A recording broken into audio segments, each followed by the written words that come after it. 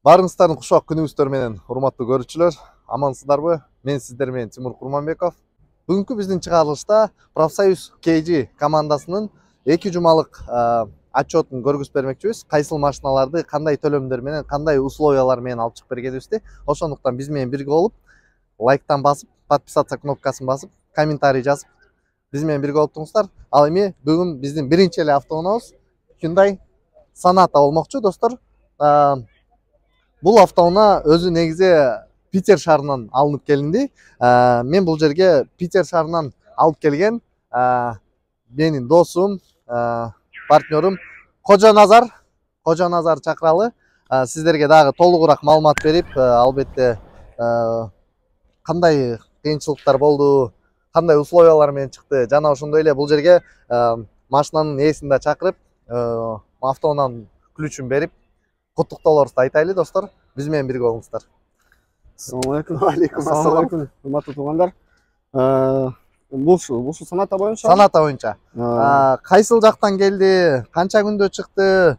Кандай условиялар менен болуп атат? Комплектациялары элге эле экөөбүз сүйлөшкөндө баягы айтпадыкпы? Camry'ге караганда азыркы күндө ушул Sonata реально мен сен мага айтып берген сөздөр менен мен чындыгында эле Camry'ге караганда Sonatаны сүйүп калдым. Ошол эле сезимдерди дагы биздин көрүүчүлөргө жеткирсек деген ниетибиз бар да.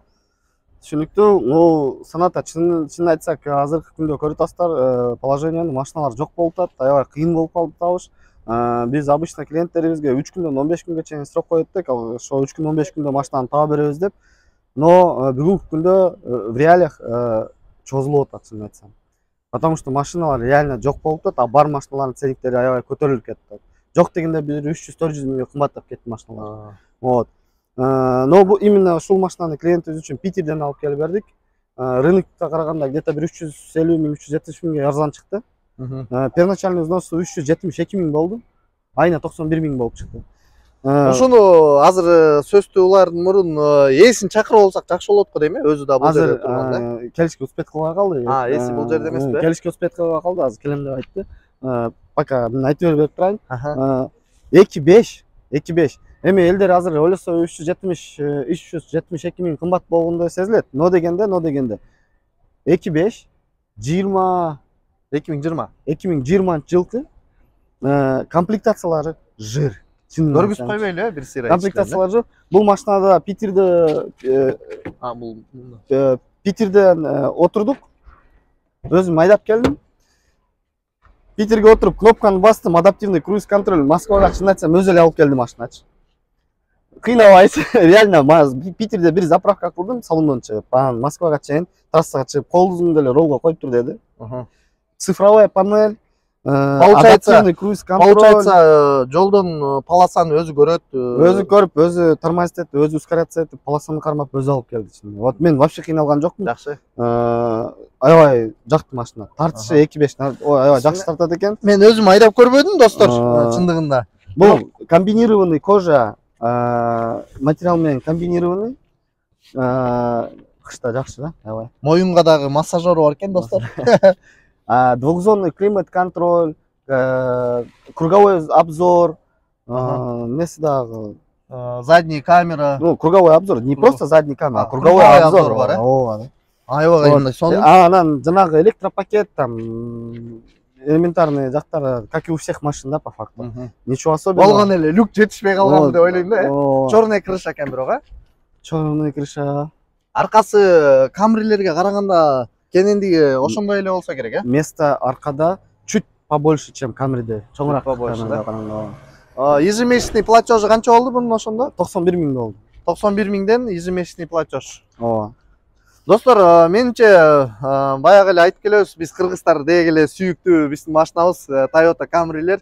Бирок азыркы күндө адашып калбастан, достор, Camry'ге караганда Sonatаны мен сиздерге предлагать этип кетмекчимин. Анткени мен дагы угушум, билишим боюнча бул машина Camry'ге караганда аябай жакшы машина экен, достор. Рахмат, ал эми кеттик кийинки машинадан да көрөлү. Кийинки машинанын дагы калган ээлери бул жерде болсо керек, Ээлерин чакырсак болот. Бул машина жөнүндө айтсак, ээсин ушул жерге чакырып албайлы сразу эле. Бул машинанын жылы 2020. Руслан, Русланмурат, это 22 бул? Нет, бул эки Соната 20-лар. Бул да 20. Пробегин айтпапсыңарбы Сонатанын? Пробеги канча болуп тур? Көрүп коелу бунун пробегин.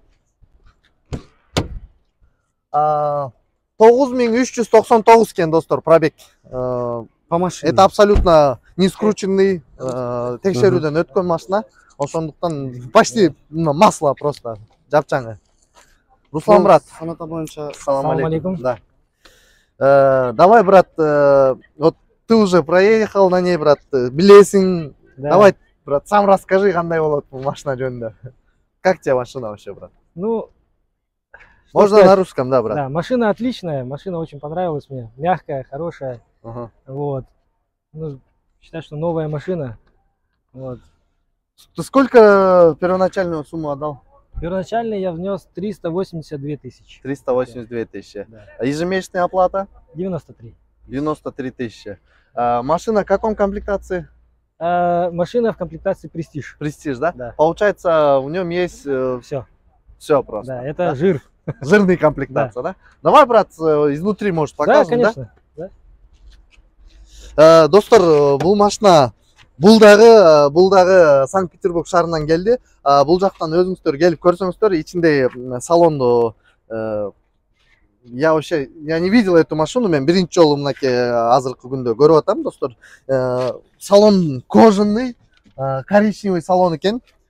Буда деле комплектация Престиж болгондуктан тиги Сонатага караганда бул да дагы функционалдары көбүрөөк, достор. Мындай эле өзүңүздөр бир байкап карап көрсөңүздөр, аябагандай прям көзүң ачылып, ичинде отургуң келет экен да. Бул машинанын пробеги болгону тиги машинадан көбүрөөк экен. 38422 километр пробег. Руспурат, ключи дай. Мгм. Бул машинанын функциялары мынакей. Цифровой панель экен, достор. Жана ошондой эле сиденьясы регулировка адам өзүңө кылып коет экенсиң, ошого жараша бул сохраняемый режими бар экен, достор. Ал эми туугандар, сиздер үчүн кыскача реклама болсун.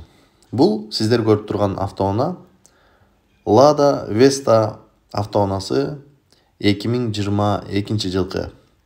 Баса кетчү нерсе коробка автомат, туугандар. Бул машинаны эмнеге мен сиздерге айтып берип жатам. Азыркы күндө Kia Rio, Hyundai Solaris'тер завоз жок болгондугу үчүн аябай кымбаттап жатат. Ал эми бул Lada болсо, билесиздер, бизде орустар жасап чыгарат. Бул автоунааны мен сиздерге эмнеге айтып берип жатам? Чындыгында бул автоунаа аябай жакшы чыгарылыптыр. Комфортно. Азыркы сырткы келбети боюнча эле кичине маалымат берейин. Өзүңүздөр көрүп, байкап көрүңүздөр. Решеткалардын коюлушун караңыздар. Аябагандай тыкан жана өз орду менен турат. Жада калса ар бир детальдарын карап көрсөңүздөр, коостоп коюптур. Элементарно фарасын карап көрүңүздөр. Фарасындагы антидиодный жана ошондой эле 15-чи размердеги литий дисктерди коюптур, туугандар. Мынакей, байкап көрүңүздөр өзүңүздөр. Ал эле эмес, бул машинага өзүңүздөр карап көрүңүздөр. Жада калса күзгүлөрүнө чейин поворотниктерди коюп койгон. Крышасындагы антеннанын турган жери дагы ыңгайлуу эмес дагы коюптур. Бул машинаны мен сиздерге эмнеге айтып берип жатам? Анткени бүгүнкү күндө бизде эки автоунаа наличи бар. 150 000 первоначальный взнос берсеңиздер, андан кийин 36 айга 60 000ден төлөп берсеңиздер болот, туугандар. Машинанын ички келбетине өтсөк, ички келбети боюнча айтып берейин сиздерге. Рулунан баштайлы. Рулун караңыздарчы, кармаганда эле кандай ыңгайлуу, компактный экен. Жана ошондой эле дагы бир маанилүү нерсе, машинада круиз контроль бар экен, туугандар. Каалаган скоростька коюп, ошол скоростьта режимди сохранять этип, бутту газдан алып коюп кете берсек болот, туугандар. Жана ошондой эле дагы бир эскертип коючу нерсе, бул машинада автомат коробка, андан кийин эле передний сиденьяларда обогрев сидений бар экен, 3 бөлүктөн турган. Андыктан туугандар, бул автоунаа кимге интересин болгон болсо, кызык болсоңуздар, мен төмөндө номер калтырам, биз менен байланышып айтсаңыздар, биз сиздерге ушул автоунааны алып беребиз. Болгону 2-3 тукалды шашылыңыздар. Албетте достор, бул машинаны дагы сүйбөй коюп болбойт. Действительно, мындай ичине отурганда эле машинада аура болот го, бир үйгө киргенде деле аура болот. Ошол сыяктуу бул машинада аура аябай кандай бир жагымдуу экен. Toyota Camry менимче буга караганда слабыйраак, бирок жаман көрбөңүздөр, хейтери. Сиздер бул машинага отуруп көрүп тургандан кийин айтсаңыздар болот. Анткени бул машинада мына айдап көрө элек деле, отурганда эле бир жакшы рахат сезилип турат. Ошондуктан сиздерге дагы ушундай автоунаалар керек болгон болсо, бизге кайрылсаңыздар, биз сиздерге жардам берүүгө ар дайым даярбыз достор. Ал эми кеттик, кийинки машина өтөрөйлү, убакыттан уттурбай. Достор, бул машинаны биз өткөн видеодо тартканбыз. Первоначальный 250 миң берилген. Бул машина 2022 жылкы айына 68 миң рубльдан төлөйт. Бул машина тууралуу биз мурунку видеодо көргөзгөнбүз. Бүгүн дагы бир сир айтып коеюн. Эмнеге кымбат бул машинаны видеолордо көрүп калдым. Сиздер төлөп бүткүчө карып кетесиң го аркы берки депчи. Бул машина жапжаңы достор, жана ошондой эле комплектациясы өзүңүздөр көрүп тургандай аябай жакшы. Жана ошондой эле дополнительный видеорегистратор, жана ошондой эле наборлорду берилген. Өзүңүздөр көрүп тургандай решеткалар да берилген. Ошондуктан баасы ошондой чыккан достор. Достор, кийинки автоунаа Kia Cerato. Бул автоунаа 2021 жылкы достор. 0 пробег менен салондон алынып чыгып берилди. Биринчи платежу 330 миң болду. Андан кийин айына 77 миңден төлөп достор, мынакей буйруса бүгүн машинаны алып кетип отурат. Бул машинада эмне кошулуп берилди? Автозапуск кошулуп берилди достор салондон. Жана ошондой эле решеткалар өзүңүздөр көрүп тургандай автосалондон белек катары берилди. Полный обзор көргүзүп койсоңор болот. Бул машинанын эмнеси жакшы? Бул машина комфорт, өзүңүздөр билгендей комфорт кылып айдасаңыздар болот Яндексте. Арты сиденьялары дагы аябай билесиздер, эми Cerata'ны көрүп эле жүрөсүздөр. Комфортко айдаганга ыңгайлуу машина. Бул дагы менимче жакшы ценада чыкты. Эгер кимге Cerata керек болгон болсо, кайрылсаңыздар, сиздерге ушундай жаңы салондон алып чыгып берүүгө даярбыз. Келбейсиңби, айтып берип койбойсуңарбы? Биз эле кечке сайрай бербей, досторубуздан да өстөрүнөн да сурайлы. Алейкум ассалам. Алтын микрофон. Машина кандай экен, кандай ощущениялар болду? Баасы, первоначальный взнос, жылы, комплектациясы, ошол жөнүндө толук маалымат берип койсоңор. Башынан баштасак, первоначальный взнос 340 миң, айына 80 миңден айланды. Объем 2. Эки объем. Комфорт, комплектация жакшы, машина жакшы, Кудайга шүгүр. Жакшы ниет менен алдык, эми ошол ниетибизди актасак экен деген ишеничтебиз. Силерге да рахмат ушинтип. Салондон эмне дагы комплектациялар бир нерсе кошулуп берилдиби? Жок, кошулбайт. Эчнеке берилбей калды. Водительский эме берилдиби, сумочка? Берилбей калды. Менин атыма бир водительский сумочка болсун сизге. Канча күн убакыт кетти машинаны алып чыкканга? Машина в общем лицензиясы колго тийип, таксиге даяр болуп муну чыкканга чейин 1 айга жакын убакыт кетти. 1 айга жакын убакыт кетти. Достор, биз ар бир акыркы видеолорубузда айтып келатабыз. Мурда 10 күндөн 15 күн, 7 күндө машиналар чыгып калып деле. Азыркы күндө машиналарды табыш аябай кандай кыйын болуп баратат. Мынакей өстөр деле биз менен жүргөн мекендештерибиз көрүп атат. Машиналардын баалары аябай кандай кымбаттап атат достор. Ошондуктан биринчиден эгер машина ала турган болсоңор, өзүңүздөр салонго барып машиналарды көрүп, бааларын көрүп, андан кийин биз менен байланышып жакшы машиналарды тапканга аракет кылабыз да. Ар кандай түшүнбөстүктөр болуп атат да, ошондуктан азыркы күндө машиналардын баалары кымбаттап атат. өздөрү деле Туруп эле көрүп атат. мен алгандан кошумчада мен алгандан кийин ошол эле машиналардын баасы 400 миңге көтөрүлгөн. 400 миңге көтөрүлүп кетти. Мынакей туугандар, ошондуктан азыр да кеч эмес, жаңы жылга чейин машиналар дагы да кымбаттайт. Эгер сиздерде ниет бар болгон болсо, ушундай автоунааларды азыркы учурда алып берүүгө мүмкүнчүлүктөр бар. Рахмат, жакшылыктарга мингиле. Рахмат. Ийгилик. Кийинки автоунаага өтөлү. 064 автоунасы. Кимки? Jetta. Туугандар, бул автоунаа Volkswagen Jetta 2018. Адашпасам 2018-жылкы. Ассаламу алейкум. Бул автоунааны мен билишим боюнча Питер шаарына алып кетесиңер, э? Ооба. Ассаламу алейкум. Питер шаарында минесиңер, такси тармагында да, э? Ал жакта аклейка кереги жок болгондугуна байланыштуу бул машинаны аклейка кылбадык, достор. Кандай жолдор менен алынып чыкты? Первоначальный взнос канча болду? Первоначальный 245 миң, айына 45 миңден 35. 245 миң, айына 45 миңден 35 айга, э? Объему 1.6. Комплектация? Точно билбейм. Комплектация менимче, комплектация полный электропакеткен, достор.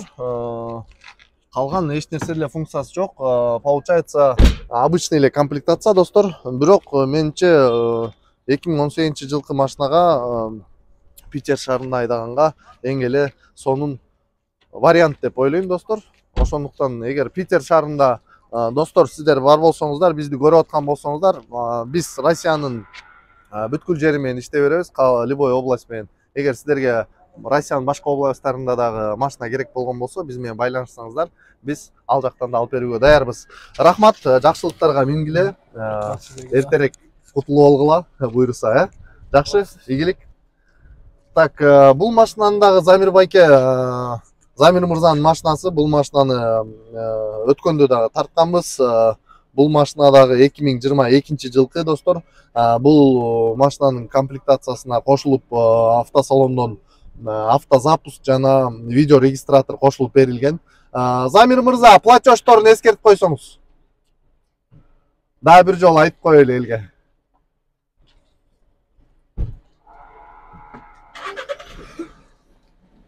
Дагы бир жолу салам алейкум, Замир мырза. Унутуп калдым, первоначальный взнос 310 миң болду. 310 миң, комплектация кандай? Люкс. Люкс комплектация 310 миң, ежемесячный оплата 65 миң. 65 миңден болду, э? Достор, өткөндө ушул машина тууралуу видео тартканды аябагандай комментарийлерге кымбат деген 3 жыл бою төлөйт, 6 айдан кийин өткөрүп бересиңер деген ар кандай комментарийлер жазылып аткан. Сиздин бул боюнча оюңуз кандай, Замир мырза? Кандай айта берет, нормально эле. Мисалы үчүн мындай Kia Rio-лор мисалы үчүн 3,5 миллионго алып чыккандары болду. Мындайларды жолуктурдук да. Мен нормально эле. Жакшы. Эч кандай мындай толкундоолор болбой эле, только вперед, да? Конечно, толкундолор болот да. Да? Жакшы. Жакшыбы? Мындай азымын. Тоолуу болот кыргызымдын бийикчери, толкундай бол кыргызымдын жигиттери. 99 өнөрүнүн ээси болот деп толук энем өстүргөн сеним дейт. Кыргыздар биз бекем болсок, курч болсок, жүрөгүбүздөн чечим чыгарсак, калган баарын жеңебиз деген оюбуз бар. Замир мырза, дагы бир жолу жакшылыктарга айдагыла. Рахмат. Ийгилик.